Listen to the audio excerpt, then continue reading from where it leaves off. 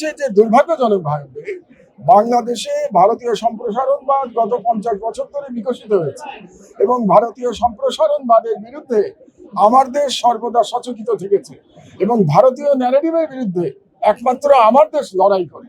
আপনারা খেয়াল করেছেন যে বাংলাদেশ বিরোধী যে প্রচারণা চলছে এখন ভারতে, সেই প্রচারণাগুলো বাংলাদেশের সব পত্রিকা বলতে গেলে নীরব থাকছে। একমাত্র আমার দেশ দিনের পর দিন এই প্রচারণার বিরুদ্ধে নিউজ করে চলেছে। প্রতিদিনের যদি লিড নিউজ আপনারা দেখেন তাহলে দেখবেন যে ভারতীয় ন্যারেটিভকে কিভাবে আমার দেশ চ্যালেঞ্জ করছে। কাজেই ভারত কখনো চাবে না যে আমার দেশ চলুক, আমার দেশ বন্ধ করে দেওয়াটাই তার উদ্দেশ্য হবে।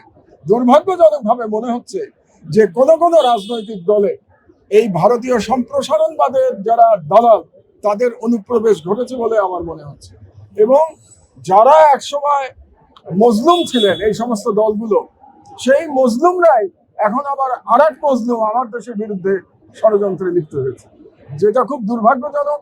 এবং আমি আহ্বান জানাবো যে আমরা মিডিয়াতে একে অপরের প্রতি আমরা সহনশীল থাকব এবং আমরা একে অপরের অভিমত আমরা অ্যাকসেপ্ট নাও করতে পারি, কিন্তু আমরা লিখে এটার প্রতিবাদ জানাবো।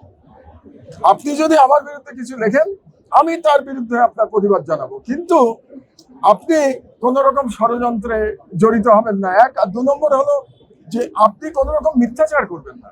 এরকম মিথ্যা অভিযোগ করা হলে আমাদেরকে আইনে আমার তো আর জাস্টিস পাওয়ার আর কোনো জায়গা নেই। কারণ আপনারা জানেন যে বাংলাদেশে এখন একটা অস্থিতিকর পরিবেশ বজায় হচ্ছে। শহীদ ওসমান হাদি কিভাবে টার্গেটেড কিলিং এর শিকার হলেন সেটাও আপনারা দেখেছেন।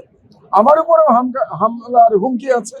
সরকার ইতিমধ্যে আমাকে নিরাপত্তা দিতে চেয়েছে, আমি সেই নিরাপত্তা সবিনয়ে প্রত্যাখ্যান করেছি, কারণ আমি মনে করি মহান আল্লাহ তাআলাই নিরাপত্তা দাতা বলে আমি মনে করি। আমি আগের মতোই চলি এবং আপনারা জানেন যে আমি কোনো সময়ই কোনো রকম সরকারি নিরাপত্তা গ্রহণ করি নাই। এমনকি সরকারে যখন ছিলাম তখনও আমি কখনো গানম্যান গ্রহণ করি নাই।